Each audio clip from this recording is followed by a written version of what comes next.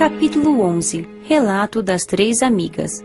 Nas horas de lazer, é costume visitar amigos e parentes por aqui. Gostamos de nos reunir e conversar. O assunto preferido entre familiares são os parentes. Falamos a respeito dos entes queridos desencarnados, que não estão bem, e sobre os parentes encarnados. Trocam-se ideias e planeja-se ajuda. Na casa de vovó, recebem-se muitas visitas, e como estava sempre por ali, quando me convidavam, ficava junto, escutava as conversas, participava e com isso aprendia muito. Dona Amélia, uma das senhoras que moram conosco, recebeu a visita de sua neta Marina e da amiga dela, Isa, que residiam em outra colônia.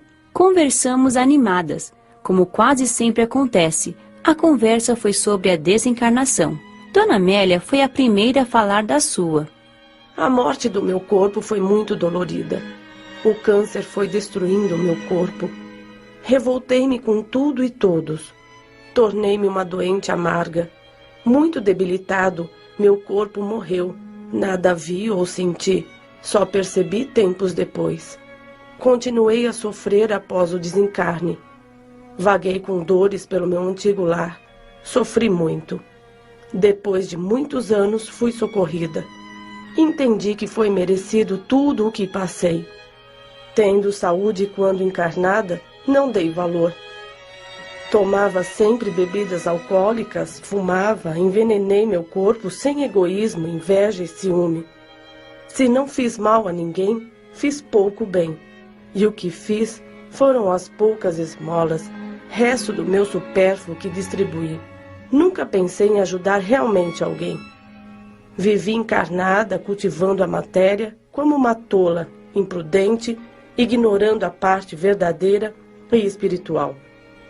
A dor, a doença, tudo isso foi uma forma que havia escolhido, antes de reencarnar, para alertar-me. Mas fiquei revoltada e não sofri com a resignação. Quem não sofre com aceitação, pouco lhe adianta. Depois, em vez de reconhecer meus erros, revoltei-me, achando injusto por não ter feito, em meu ponto de vista, nada de ruim, pois não matara, não roubara, não traíra e etc. Esqueci-me de que pude fazer o bem e não fiz, nem aprender quis. Para que saber? Dizia sempre. Depois de morta, aprendo. E isso se houver continuação da vida. Teve. Continuei a existir depois do meu corpo ter morrido. E permaneci sofrendo pelos mesmos motivos, até que, cansada, comecei a ver realmente meus vícios. Mais humilde, clamei, pedi ajuda. Amigos e parentes levaram-me para o hospital de um posto de socorro, onde sarei e vim para a colônia. Agora, tendo a oportunidade, sou agradecida. Tento educar-me no trabalho útil e no estudo da boa moral. Falou Marina. Eu desencarnei jovem, aos 21 anos, e como vovó, ignorava completamente a continuação da vida. Não tinha ideia do que acontecia com quem morria, se tudo acabava ou se havia inferno e céu. Teorias que não entendia nem queria entender. Não seguia religião nenhuma, mas dizia ter uma só por rótulo. Para mim, a morte do corpo era para os outros. Desencarnei por um acidente de carro. Quando os socorristas, trabalhadores do bem tentaram ajudar-me, repeli-os. Para mim, eram loucos, dizendo tolices, inclusive que meu corpo morrera. Foi um período difícil. Na minha casa foi um caos. Meus pais intensificaram as brigas e acabaram por se separar. Um acusava o outro pelo meu desencarne. Sofri muito. Julguei estar louca por não conseguir entender o que se passava e por não aceitar minha desencarnação. Com meu lar desfeito, vaguei pelas ruas com muito medo. Cansada de sofrer, resolvi apelar para Deus. Entrei num templo e orei. Senti-me melhor e resolvi ficar ali.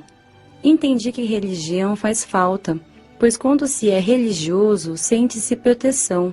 E quando se é realmente sincero e devoto na religião, os sofrimentos são mais bem compreendidos e a morte não aterroriza tanto. Entendi que desencarnara, mas não sabia o que fazer para melhorar a situação. Fiquei naquele templo a orar junto com outros desencarnados e com encarnados que lá iam. A prece levou-me a meditar. O religioso sente-se proteção, e quando se é realmente sincero e devoto na religião, os sofrimentos são mais bem compreendidos e a morte não aterroriza tanto. Entendi que desencarnara, mas não sabia o que fazer para melhorar a situação. Fiquei naquele templo a orar junto com outros desencarnados e com encarnados que lá iam.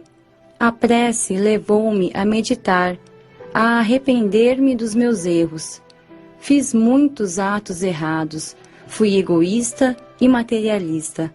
Nos 21 anos que passei encarnada, tinha muito do que me arrepender. Não saí mais do templo, temia os irmãos trevosos, tinha medo de que estes me prendessem. Eles não entravam no templo, mas via-os fora. Fiquei anos no templo, e quando me cansei, resolvi ser sincera comigo mesma e pedir socorro. Chorando, pedi ajuda a Deus, e trabalhadores do bem auxiliaram-me. Levei tempo para me recuperar no hospital de um posto de socorro. Hoje estou bem, sou grata, aprendo a viver aqui, anseio por melhorar moralmente e pôr em prática o que aprendo. Marina suspirou, mas não estava triste. As lembranças de tudo o que passou lhe davam forças para melhorar cada vez mais. Após uma pausa, foi a vez de Isa falar. Desencarnei por um tumor maligno no cérebro, depois de alguns meses doente. Estava com 16 anos. Seguia uma religião que, equivocadamente, me ensinou que com a morte, adormecia-se para acordar no julgamento de toda a humanidade, no fim dos tempos. Senti um torpor com a morte do corpo, uma espécie de sono. Achava que dormia, mas ao mesmo tempo via e ouvia, embora sem muita clareza, tudo o que se passava ao meu redor. Fiquei junto dos familiares quando velavam o meu corpo. O desespero deles foi grande. Gritavam, choravam, sofriam horrivelmente. Sentia-me muito perturbada, mas também amparada. Escutava alguém me convidando para ir, partir. Meus familiares seguravam-me e não me esforcei para ir, pois não queria deixá-los sofrendo tanto. Após meu corpo ter sido enterrado e meus familiares terem ido embora, orei com fé. Meu Deus, ajudai-me. Então, socorristas me levaram para um posto de socorro, onde recebi auxílio. Tinha medo, pavor de dormir e não acordar, mas bondosamente, os trabalhadores do posto de socorro tentavam explicar e me curar, porque a doença, o reflexo dela, ainda era forte em mim. Não me apavorei ao saber que meu corpo morrera. Decepcionei-me por não ser como pensava, como acreditava. Entendi as explicações que gentilmente os benfeitores me transmitiam e, raciocinando, achei-as justas e lógicas.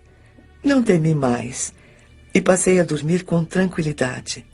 Mas os lamentos e o desespero dos meus enlouqueciam-me. Julgavam-me tão coitada por ter morrido que comecei a ter dó de mim. E como a autopiedade não leva a nada, só maltrata, desesperei-me. Eles começavam a chorar. Eu também me desesperava e chorava. Quando me chamavam, queria ir para perto deles. E acabei indo. Que agonia! Choravam, lamentavam. Era como se eu tivesse acabado. Sem entender, pois novamente fiquei confusa. Sofri muito.